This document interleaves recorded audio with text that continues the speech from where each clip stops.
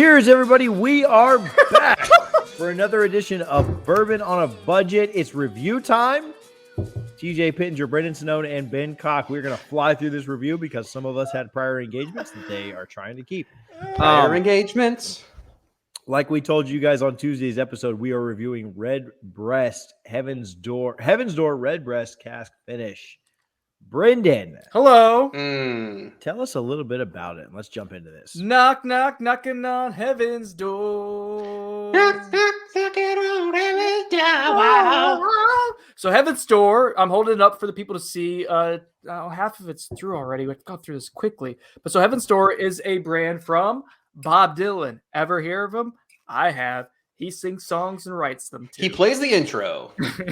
But so he also, in addition to being a world-renowned musical artist, songwriter, he also does the branding for this distillery. And also he welds. And if you could see, this is what Heaven's Door. It's a gate, right? And that gate is based off of something that he's welded. Specifically, this Heaven's Door product that we're about to try at Heaven's Door is, from my understanding, I haven't actually had any of the other stuff before. It's solid. It's like Tennessee whiskey, pretty much. It's sourced. This is a straight bourbon, but it's finished in Redbreast Irish whiskey cask. It's done so for 15 months. If you guys remember, we did the Redbreast Irish whiskey cask strength. Oh, well, I mean, that was back at St. Patrick's Day. It was like almost a year ago at this point, guys. And we all loved it. Ben raved about it. It may have been one of our highest scores we've ever done. It's not on the big board for a reason, because it's not a bourbon or a rye. It's an Irish whiskey. This Heaven's Door product is aged for 10 years. It's at 100 proof. Again, it's sourced. It is then finished for 15 months in Redbreast Irish whiskey cask. The mash bill is 70% corn and then a combination of 30% rye and malted barley. MSRP, though, fellas, you ready, Ben? I feel like you're going to hate this a little bit. $100 MSRP. Oh no! But I will I've say, been sipping on this. I think it's so good. But don't chug it. Don't chug it. Dang. It's a pricier whiskey, but one I wanted to try because I love Redbreast and I love Redbreast whiskey more specifically, and I want to see what happened when you put bourbon in it, and that's what we're gonna find out here as we review it. So let's jump into it, Ben. yes, You've been nosing and drinking this thing. Talk to us Yes. about the nose. man, it's sweeter, but on the creamy side. Mm-hmm. So a lot So of your vanilla. favorite. Yeah, a lot of vanilla. A ton of. I mean, it's like this is like a vanilla bomb in my head. Like this is more vanilla than Or in your nose.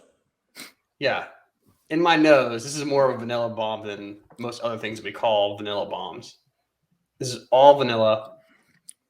A little bit of it's to me. Is Ben hammered? Is that No, Might be. no, don't talk about that. This is vanilla buttercream. Oh, it is. That's a good call. It's got the creaminess on it, and it's sweet vanilla, Yeah. like Ben said. But there's this creamy. Before you even get to the flavor of it, on the note, it does taste like an icing. That's a good call. Yeah, I get a little bit of nuttiness as well, Well, but you're not a in a little bad. bit nutty. That's true, but not in a bad way, like a roasted almond kind of nuttiness.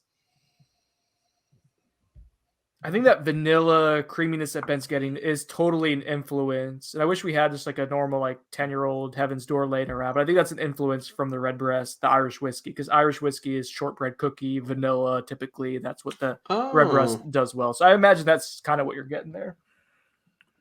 What do you think, TJ? Super sweet. Like he's saying, the vanilla is super heavy. You know what vanilla you know what the biggest vanilla bomb to me ever was Pappy What? 15. Remember trying Johnny's Pappy 15? To me, that was a straight vanilla bomb.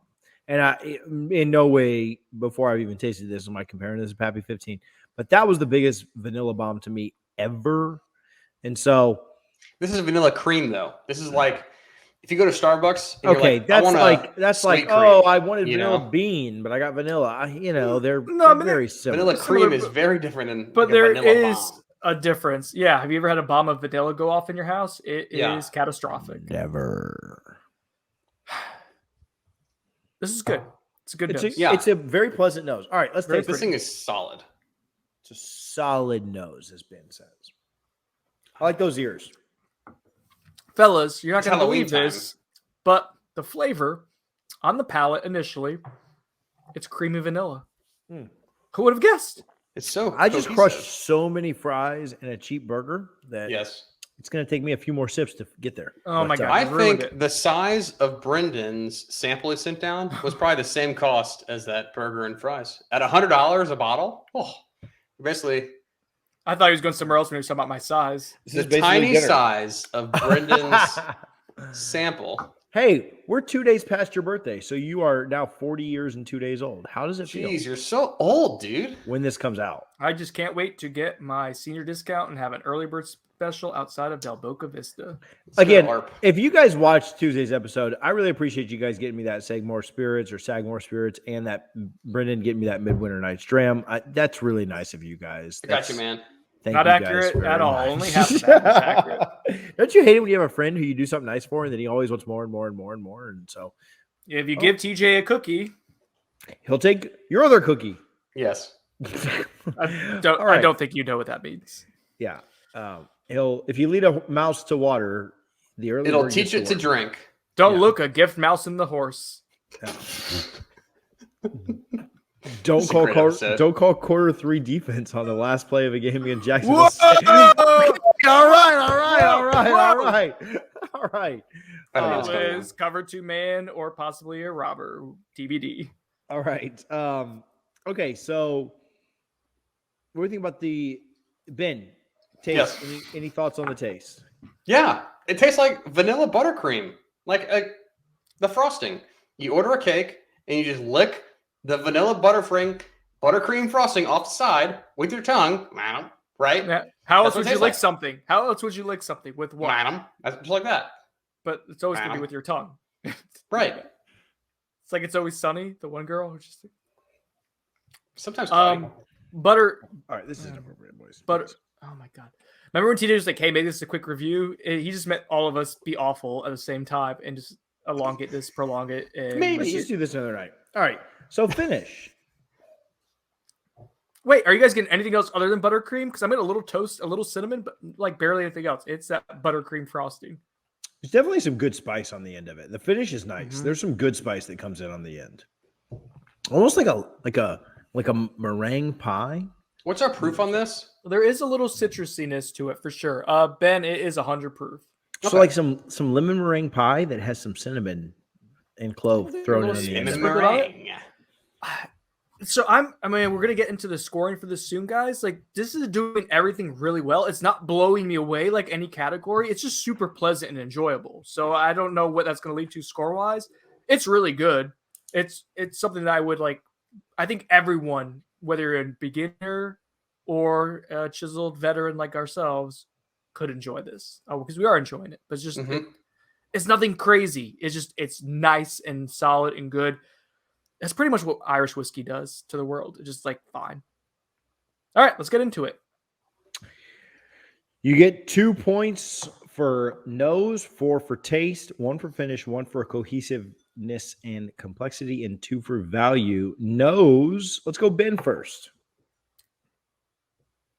I think I'm at 1 1/4 here.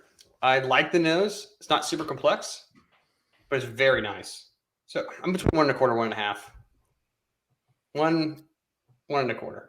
All right, 1 1/4. I'm gonna go 1.5 because I paid for this bottle, so I need to round up a little bit. But I'm with Ben. I'm in that same exact range. It's extremely pleasant. It's nothing earth shattering and new and unique. I guess it is a little unique with the creaminess, but it's nothing like super depth and hefty. It's good, not You know- amazing. You know, I wrote 1.25 for myself, and I just upped it a little bit. I like vanilla, so this nose hits well for me. So 1.5. Taste. Let's go Brendan first on this one. I'm gonna go with let's see. So out of 4, a 2 would be average, 4 would be elite. I'm gonna go with a 3. It's very good. Again, it's nothing like super complex or overwhelming. It's just solid all the way through. You get the vanilla creaminess. You get a little bit of citrusy taste there, some spice, some barrel heftiness to it, but just nothing exceptional. Heftiness. Ben, what do you think? I'm going 3 1/4. I think it's Ooh. very nice. I like it way above average for me. So this is 3.25. This is a good drinker. Well, I'm knocking it down just a tad at a 3 from where Ben was, but man, I feel like Ben really went crazy on that 3.25. So I think it's really good. Like it's really good. It's certainly in the good realm. We agree. It is well above average. It's good. It's starting to get to something else. There's a lot there. It's just nothing crazy. It's just good. I don't know how. I know that's such a boring way to describe it. It's just good. It's a very solid one. All right, finish. You get a point. Let's go Ben first on this one. I'm probably gonna go half here. It's not. Half. Half a point, Brendan. This is to me closer between 0.75 and a 1. With the finish. I think there's a nice amount of spice. TJ mentioned the citrusy vibe to it as well. That's there. That creaminess is still present. And it lasts for good, like the 100 proof shows up. Like it lasts for a good 7-8 seconds. Like it's not a faint finish. Man. 0.75 is what I'll go. Since I rounded up earlier, I'll round down here to this 0.75. I'm going 0.75 on this as well. I do think the rye spice really comes in and makes for a nice finish on this. And so 0.75 me. Cohesiveness and complexity. Brendan, let's start with you on this one. It is super duper trooper pooper cohesive. Complexity, not a ton. 0.75 for that reason. Ben. That's correct. 0.75. Make it a 0.75 across the board. I do think it's cohesive. I don't think it's super complex, but it's not like boring by any means. That takes our scores going into the value portion. Ben has a 5.75. Brendan has a 6. Of course, he's high on this because he bought it. And then I also have a 6. I'm high on this because I'm high on everything. So high on life. High. Brendan, remind us of the proof, the availability, and the price. It is proofed 100, 10-year-old, sourced whiskey. It is, I don't want to say readily available. Man, it was at my ABC. I bought it. They replaced it a few days later with another single one behind their little wall of mirrors here to make it seem like it's really allocated. You can find it online for about $100. There's some stores or online outlets that have it for like $200 or so, but let's say $100 is MSRP. I think that's fair. I think you can find it for $100, maybe $120 if you really had to search for it. I paid $100 though. ABC got them points. Ben, talk to us about value. 100 doll hairs. Oh man, it is expensive. It's very expensive. Is it really good? Yeah, it's good. And I'm just trying to figure out where it fits in the market, right? Like, it's hard to sell someone that only drinks Irish whiskey to spend $100 on a bourbon finished in Irish whiskey, because they could buy Red Best.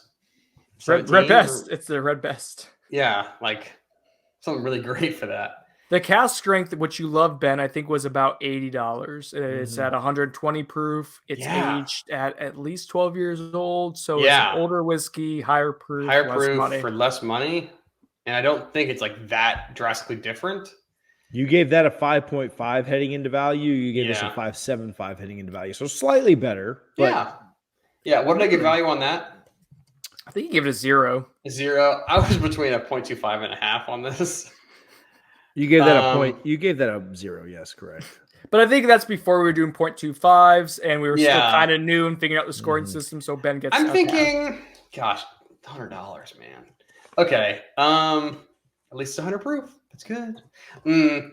0.25. It's about as high as I can get here.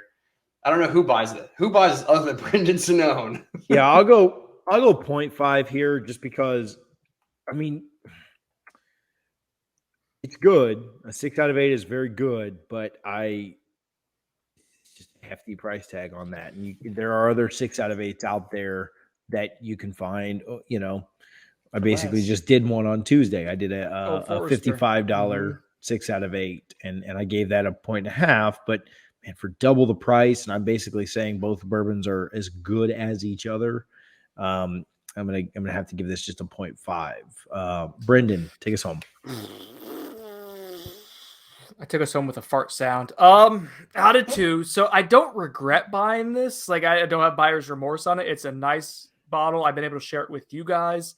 I sent some to Joe Decadence because apparently Joe's dad is into Irish whiskey, but getting into bourbon. So if you talk about like who the market's for, it's Joe Decadence Senior. Clearly, that's the one person who would probably appreciate this in the world. No, so I don't regret buying it at all. I don't think I would buy it again, though. Does that make sense? Like I think that's where I'm at. So I think there's a lot of I think there are things like that, and that you wouldn't necessarily buy it again, but bought it once, got to try it. There's something about popping that cork.